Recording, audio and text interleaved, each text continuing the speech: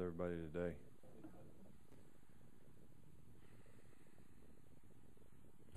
Well, we got back to work today. I think the team took a big step in the right direction in the second half of the Tennessee game. I think we played to a little higher standard, got a little better execution, played physical like we want, played with some toughness, made plays when we needed to make them. We certainly haven't arrived or anything like that. I mean, we have a lot of things that we can improve on, and that's certainly the focus of what we want to do.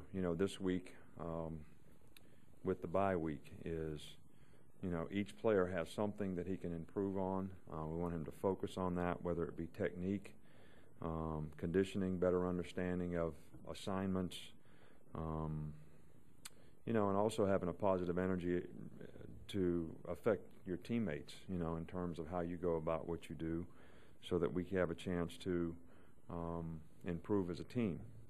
We'll also use this time to get a little exposure to future opponents. People that do things different than what we've seen to this point. It's probably good to spend a few periods on doing some things that the players haven't seen before. Always makes it a little bit better to come back to that when game week comes. I don't really think that I think you can start practicing for another team too soon, even though there may be some things that team does that you might want to spend a little time on. I think you all know the schedule for this week. We'll practice Wednesday and Thursday. Players will work out on their own on Friday, and we'll get back to work on Monday then. I think you got the players of the week. Julio and James both got SEC honors as well as for us, Greg being the offensive player, and D and C.J. Mosley and Marcel Darius on defense, and Will Lowry and Brandon Gibson as special teams guys. So we don't really have, let's see, I think we had two guys out there today that didn't really work. Minzy, we're just, sometimes with the type of injury he has, you just got to give him a few days. So hopefully it doesn't become reoccurring when he comes back. There's no way to know that for sure. So we're probably going to leave him sort of limited here for a couple days. Wesley Neighbors has a sprained foot.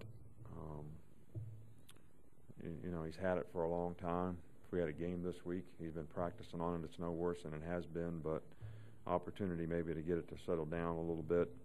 DJ's back and practicing, and hopefully we can work him back to where we may be able to get him back in the fold here in the next game.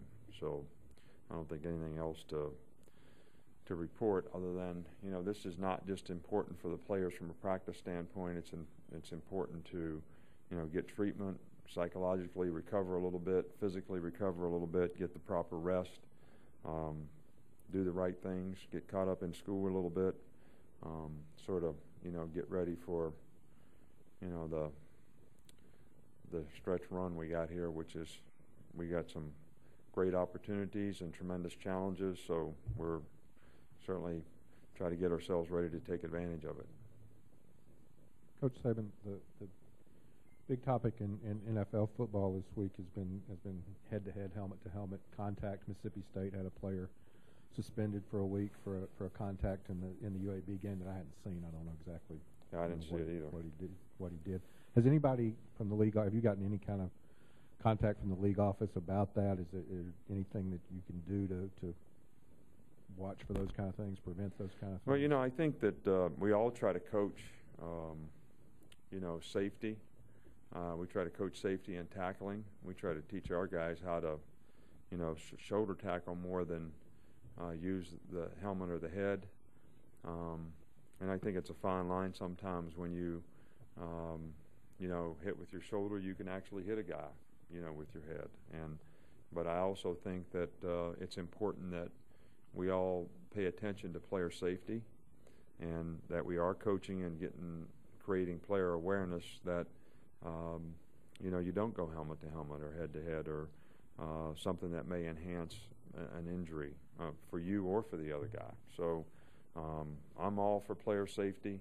I'm all for doing things that can create, better player safety. But at the same time, when you say you hit a defenseless player, sometimes the quarterback's defenseless. Sometimes when the receiver's going for the ball, he's defenseless. And,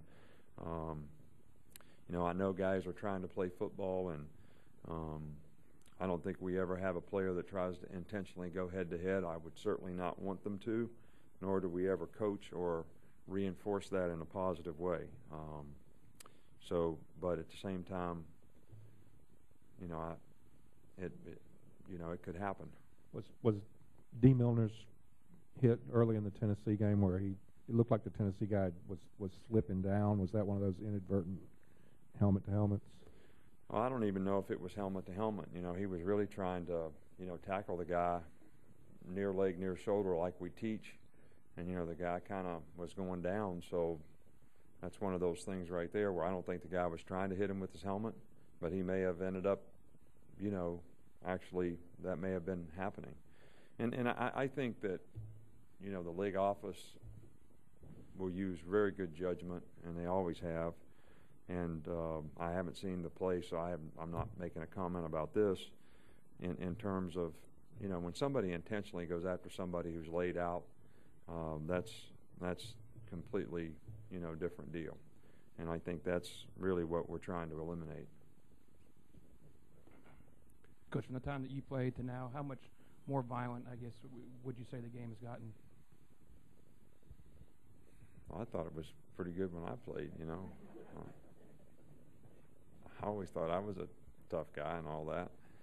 But I don't really know that it has. I think there's always been a lot of good hitting. I think there's a lot more awareness, now of injuries and consequences of those injuries, and how we can prevent some of those things from happening, and with greater technology as well as awareness, so that we try to create a safer game. I heard Joe Paterno said if you take the face mask off, we won't have anybody won't be sticking their nose in there like that. So I don't know.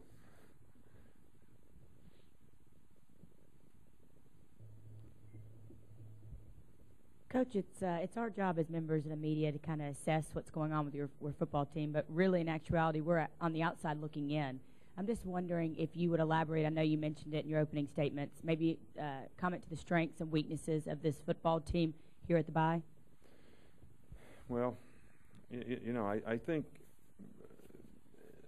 all this is not absolute. There's varying degrees of everything.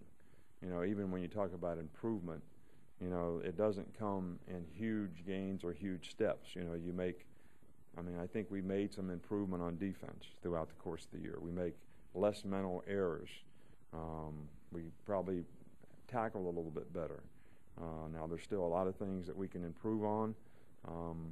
We've not given up quite as many big plays, which is going to be important. We plan a little bit better on the perimeter in terms of run force and things like that. So there's a lot of things that we've improved on, but we're certainly not satisfied with where we are. We want to continue to improve, and there's things that we can do much better. There's also new challenges that we have to prepare ourselves for, which may be new experiences to some. Offensively, it really is more of a question of consistency. At times this year, we have been very good offensively. We've had great balance. We've been able to run the ball effectively. We've been able to take advantage of things in the passing game and make explosive plays, and certainly did that in the last game at Tennessee, probably as well as we've done it all year. So that's something that we need to work on. It's not whether we can do it or can't do it. It's can we do it all the time to a standard, to a level that's going to be effective. And I think that, our special teams are probably pretty much the same. We've done some good things at times on special teams, but the consistency has not been what it needs to be. Play in, play out, down in, down out. We'll cover a couple kicks really well, and then all of a sudden we have a little problem. We make some plays on punt return, and then, we don't sort of hold them up as well and execute as well. So it really is a lot about consistency and paying attention to detail and being focused on what you need to do on that particular play and how many guys buy into that. You know, from a big picture standpoint, you know, what kind of passion guys have to accomplish or do something to distinguish themselves. I mean, how important that is that to them.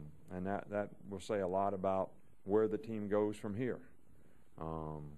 So, you know, do you want to participate in the rest of the season, or do you want to try to dictate and, you know, become a dominant team? But that's not going to happen just when you go out on the field. You got to do it every day. You got to prepare yourself to do it, and you have to have the right mindset and the passion to do that. And that's something that has to be there for you every day. When the game comes, everybody's going to want to win the game, but not everybody has done all the things they need to do to be able to play effectively enough to play winning football consistently enough to have success. And, you know, that's the challenge, and that's what we're trying to do with our players, and try to get more and more guys to buy into having that kind of competitive attitude. Obviously, Julio has had some very good games since he's been here, but what he did Saturday, was he in his zone? Was it matchups, kind of a combination of both? No, I think that's the kind of you know, things that we sort of want to be able to utilize relative to the skill players that we have. You know, every one of our receivers has something that they do well. And I think the more that we can put them in positions where they have an opportunity to make those kind of plays, the more effective we're going to be offensively. So, you know, we've taken a few shots with these plays before, maybe not often enough. And the way Tennessee played us and the way some other people have played us, we have to continue to do that so that we give opportunities to make big plays. And Julio just played a fantastic game all the way around, not only the receptions, but all the other things he did as well. And, kind of a follow-up on Julio. He's a guy, is it injury issues? Is he just such a physical receiver that he's going to get banged up sometimes? Is that? Well, I mean, I think, you know, injuries are a part of the game. I think he's really a tough competitor, and I think he's a really mentally tough, physically tough guy. He plays extremely hard. He plays very physical. I don't know if you see him, but he's made some blocks that you would say if a tight end made that block, you'd be real happy. You know, so he's a very aggressive player, and I think that's his style. Now, I don't think his style lends itself to injuries. I think they're just a part of the game. And, you know, he's never really been seriously injured, but just bumps and bruises here and there. And, you know, I think as he grows and matures, he's learned how to deal with those things a little bit better and not let them affect him.